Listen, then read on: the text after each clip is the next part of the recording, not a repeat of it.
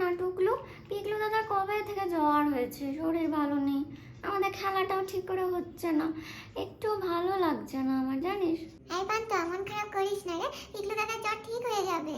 শোন না, আমরা বরং এখন যাই, চল পিকলু দাদার বাড়ি, ওর সঙ্গে গল্প করলে ওর মনটা ভালো হবে। হ্যাঁ তাই চল, পিকলু দাদার সঙ্গে গিয়ে একটু গল্প করবো আমরা, ওরও ভাল লাগবে আমাদেরও ভাল লাগবে।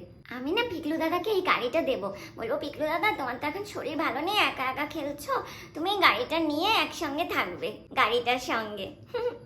তুই তো গাড়ি দিবি, তাহলে আমি আমি কি দেবো? হ্যাঁ তুই কি দিবি? আমি বরং চকলেট নিয়ে যাই, বলবো পিকলু দাদা তুমি যখন সুস্থ হয়ে যাবে তখন খেয়ে নেবে। সেই ভালো, তুই তাহলে চকলেট দে, আমি গাড়িটা দিই, ওটাই মজা হবে।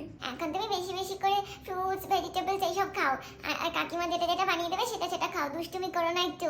আর শোন টুকলু, আমরা না গিয়ে বলবো পিকলু দাদাকে যে তুমি তাড়াতাড়ি করে ওষুধ খেয়ে সুস্থ হয়ে যাও, তাই না বল, বেশি বেশি ভালো ভালো খাবার খেয়ে সুস্থ হয়ে যাও, এখন একটু দুষ্টুমি করো না, এটা খাবো না ওটা খাবো না করো না, তাহলে শরীরটা তাড়াতাড়ি সুস্থ হয়ে যাবে, তাই না বল। হ্যাঁ ঠিকই বলেছিস, আর বলতে হবে ওষুধগুলো ঠিক করে খাও, ওষুধ খাবো না বলে বায়না করলে কি করে হবে।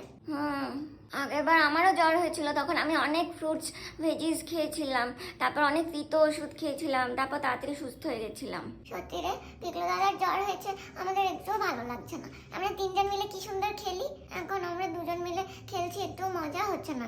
ঠিকই বলেছিস রে, তিনজন মিলে খেললে বেশি মজা হয়, দুজন মিলে ঠিক মজা হচ্ছে না। পিকলু দাদা সুস্থ হয়ে গেলে আবার আমরা তিনজন মিলে খেলবো, খুব মজা হবে তখন। হ্যাঁ, পিকলু দাদা সুস্থ হয়ে গেলে আমরা আবার একসঙ্গে খেলবো।